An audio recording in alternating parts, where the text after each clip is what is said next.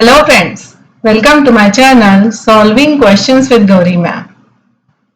अपने इस question solving का सिलसिला जारी रखते हुए हम सॉल्व करने जा रहे हैं डॉक्टर होमी भाभा बाल वैज्ञानिक कंपटीशन इस एग्जाम से लिया हुआ एक एमसीक्यू। लास्ट ईयर के पेपर से ये क्वेश्चन मैंने लिया हुआ है। एग्जाम के लिए प्रिपरेशन कर रहे हो तो पिछले सालों के क्वेश्चन सॉल्व करना बहुत जरूरी है।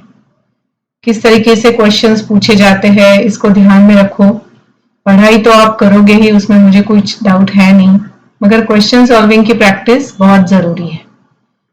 यहाँ पर मेरा व्हाट्सएप नंबर शेयर किया हुआ है। अगर आपको स्टैंडर्ड 9 के लिए बायोलॉजी सेक्शन से कुछ डाउट हो तो आप मुझसे कांटेक्ट कर सकते हो। स्कूल से लेकर कॉलेज तक अगर बायोलॉजी सेक्शन से आपको कुछ डाउट हो तो आप मुझसे कांटेक्ट कर सकते हो। हम लोग ऑनलाइन वन-ऑन-वन सेशन के थ्रू जुड़ सकते हैं and I can solve your doubts, I can solve your queries. तो चलिए देखते हैं आज का क्वेश्चन क्या है। क्वेश्चन काफी लंबा चौड़ा है। देखो, स्टेटमेंट्स दिए गए हैं और फिर ऑप्शंस दिए गए हैं। ऐसे लंबे क्वेश्चन से बिल्कुल डरना नहीं है। क्वेश्चन में पूछा है आइडेंटिफाई द फॉल्स स्टेटमेंट या statements from the following. Due to the use of seeds of genetically modified crops, there is decrease in the loss of crops. GM crops cannot grow in any adverse condition. GM crops being produced by introducing changes in RNA of natural crops. Farmers are currently not growing GM crops in large quantities. ये 4 statements है और इनको अलग अलग combination में हमें option में पूछा है कि कौन सा स्टेटमेंट इसमें से फॉल्स है। ठीक है, तो हमारी जो मेथड है क्वेश्चन सॉल्विंग की, जो भी कंसेप्ट क्वेश्चन में डिस्कस की है उसके बारे में हम डिटेल में जान लेते हैं, रिवाइज कर लेते हैं। तो चलिए हम जेनेटिकली मॉडिफाइड क्रॉप्स के बारे में एक बार बात कर ले। तो यहाँ देखो, ये क्रॉप्स क्रिएट किए जाते हैं by introducing changes in DNA. वहां पर हमें आरएनए में दिया है ना, तो ये ध्यान रखो, डीएनए ऑफ नेचुरल क्रॉप्स को चेंज किया जाता है, उसमें कुछ अल्टरेशन किए जाते हैं, उसमें कुछ मॉडिफिकेशन करके ये क्रॉप्स बनाए जाते हैं। तो ऐसी वैरायटीज नेचुरली नेचर में नहीं होती है, ये कुछ नई वैरायटीज होती है आर्टिफिशियली प्रिपेयर की हुई।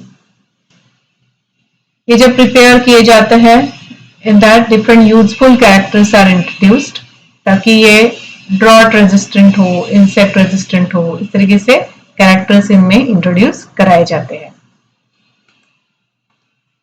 तो ये जो कैरेक्टर हम इंट्रोड्यूस कर रहे हैं उसकी वजह से ये crops have ability to withstand the environmental stress, जैसे कि फ्रीक्वेंटली चेंजिंग टेम्परेचर हो, वेट ड्राई फेमाइन हो या चेंजिंग क्लाइमेट हो, इसमें ये क्रॉप सस्टेन कर पाते हैं, सरवाइव कर पाते हैं। इसके अलावा जैसे हमने बात की, these crops are modified in such a way that these are resistant to insect pests, pathogens, chemical weedicides, इस तरीके से।